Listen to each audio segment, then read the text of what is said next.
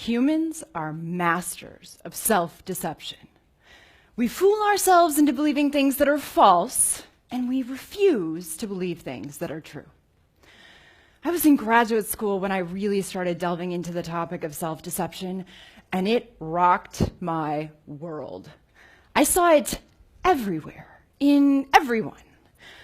We lie to ourselves about the smallest details, such as how much we really ate today, and why we didn't list our actual height and weight on our driver's license. We lie to reflect our aspirational goals. I'll only have 1 glass of wine tonight, when I know that I'm drinking at least 3. We lie to uphold social ideals. I never have sexual thoughts about anyone except my spouse, because that wouldn't be acceptable. We lie about our most important life choices, such as why we married who we did or chose a given career path. Unfortunately, for all the romantics out there, love is rarely the full motivation for those choices. Nowhere was self-deception more obvious than in my romantic relationships. I was terrified of being left. My fear of abandonment led me to act in ways that are still hard for me to admit.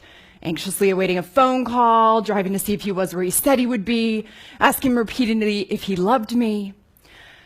At the time, I couldn't have told you any of that because I wouldn't have been able to admit it to myself. At the core, we lie to ourselves because we don't have enough psychological strength to admit the truth and deal with the consequences that will follow. That said, understanding our self-deception is the most effective way to live a fulfilling life.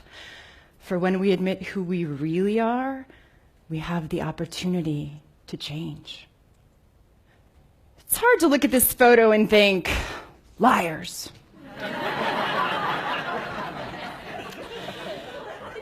But our self-deceptive tendencies start here. From a very early age, we start observing and making conclusions about ourselves and our environment. Right or wrong, the conclusions we made affected our identity. As adults, we will most want to lie about how psychologically painful realities experienced as children affected who we are today. Perhaps you were raised in a single-parent home in which you were neglected by your father. You learned that something was wrong with you. You weren't smart enough, attractive enough, athletic enough. You concluded that to make people love you, you needed to be perfect. As an adult, when someone points out your imperfections, you feel tremendous anxiety, but deny where it comes from. Perhaps you felt ugly as a child because you were teased for your appearance. You learned to eat in response to emotional pain. As an adult, you struggle to maintain a stable weight because your eating has very little to do with hunger. Perhaps you watched your parents fight. You learned to avoid conflict. Now, you struggle to admit even feeling negative emotion. Although each of our specific childhood learnings will be unique, what we learned will be exemplified in the lies we tell ourselves as adults. Psychological theories of human nature can help us understand our self-deception. Sigmund Freud first described lying through ego defense mechanisms, psychological strategies that protect our egos, our core sense of self, from information that would hurt us. Denial, refusing to believe that something is true, even though it is. I don't have a problem with alcohol, even though I drink every day. I'm not jealous, even though I secretly check my partner's email. Rationalization, creating a reason to excuse ourselves. I wouldn't have yelled at you if you hadn't treated me so unfairly, thereby justifying my yelling. I know that smoking isn't good for my health, but it helps me relax, thereby justifying my smoking. Projection, taking an undesirable aspect of ourselves and ascribing it to someone else. I'm not like that, you're like that. When dating someone you've lost interest in, you say things like, you're not ready for this relationship. When in fact, you're not ready for this relationship and never will be. Pioneers in the cognitive behavioral realms describe how our thoughts deceive us through cognitive distortions, irrational ways we think. Polarized thinking, thinking in extremes. I will either eat no cookies or an entire box. Because if I eat one cookie, I've already blown my diet, so I might as well keep eating. Emotional reasoning. Thinking that our feelings accurately reflect reality. I feel hurt, so you must have done something bad to me. I feel stupid, consequently I am stupid. Overgeneralization. Taking a single negative event as an infinite spiral of defeat. After going through a bad breakup, you think, oh, I'm always going to be alone. After getting denied a promotion at work, you think, I'm never going to be successful in my career. From an existential perspective, we deceive ourselves to avoid the givens of life, the fundamental realities of being human that we must face. Death, we're all going to die. Ultimate aloneness. We were born as a single person housed in a solitary physical body. Meaninglessness. Our lives are inherently meaningless unless we give them meaning. And freedom. We are responsible for ourselves because we have the freedom of choice. To avoid confronting these realities, we frequently lie to ourselves. I am this way because of my upbringing, thereby deferring responsibility for my choices. The bad things on the news, they would never happen to me, because I'm somehow special and uniquely protected from harm. I'm not going to write a will. I'm young, I'm not going to die anyway, thereby denying my mortality. Multicultural and feminist psychologists describe how internalization of cultural norms affects us. Here, we deceive ourselves by believing what we were culturally conditioned to believe is true, instead of deciding what we actually believe is true. Do you compromise yourself to meet cultural norms? Do you think you need to look a certain way, be a certain weight, earn a certain income, get married, have children, be religious, because you're supposed to, or because you believe that it's right for you? All of these theories of human nature help us understand how we deceive ourselves on a daily basis. Why should you care? Self-deception leads to massive amounts of pain and regret. To avoid being honest, we frequently make choices with harmful consequences to ourselves and others. We may use drugs, alcohol, eat, shop, gamble, steal, lie, leave people, or pass our emotional baggage down to those we love the most. Or we may choose not to change, even when we're miserable or causing profound harm to those around us. Looking back at life with regret is incredibly painful because you can't change your choices in the past. As I shared earlier, I struggled greatly in my romantic relationships.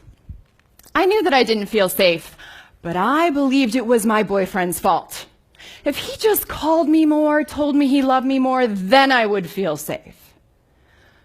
The truth was, there was nothing he could do to make me feel safe, because my feelings had nothing to do with him.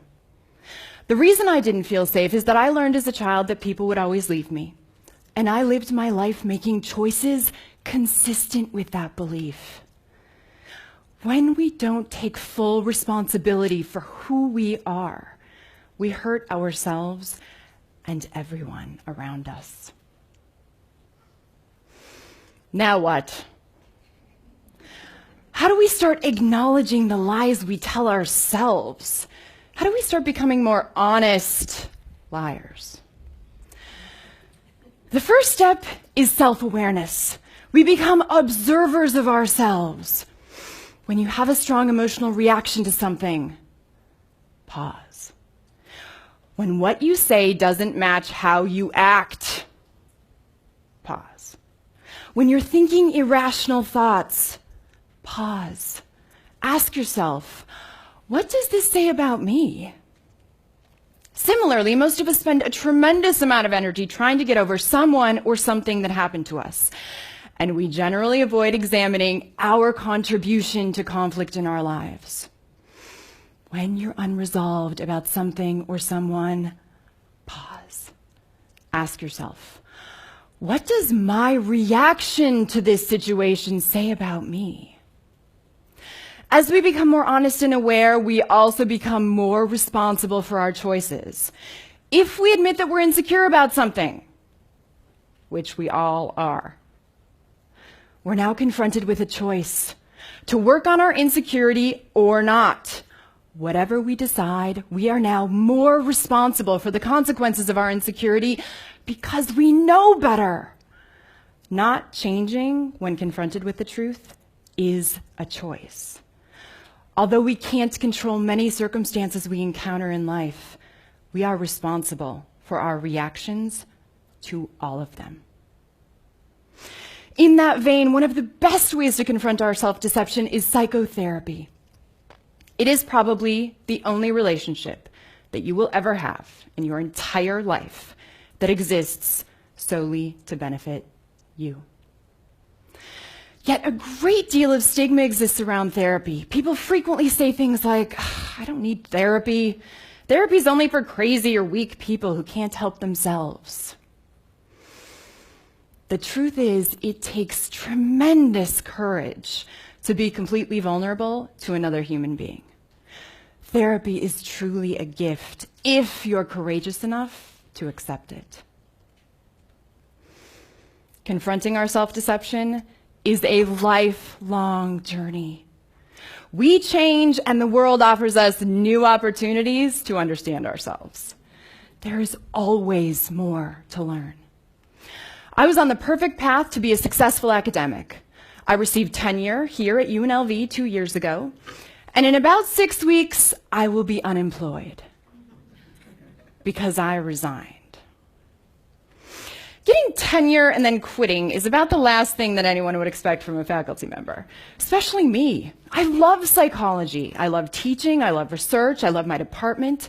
I had an amazing experience at UNLV. But the truth is, my passion isn't in academia anymore. To admit that to myself was brutally painful because I had to confront all of my self-deceptive tendencies and insecurities. What if I disappoint people? What will my family say? What am I going to do? What if I can't support myself? Who am I if I'm not a professor? What if my whole life changes? What if my whole life doesn't change? If I had chosen to stay in academia, I would have paid a huge psychological price. I would have to admit that I was not strong enough to make different choices for myself when confronted with the truth. Be more honest, liars. Choose to become more honest about the lies you tell yourself. Use the truth to live the most fulfilling life for you, because you've only got one.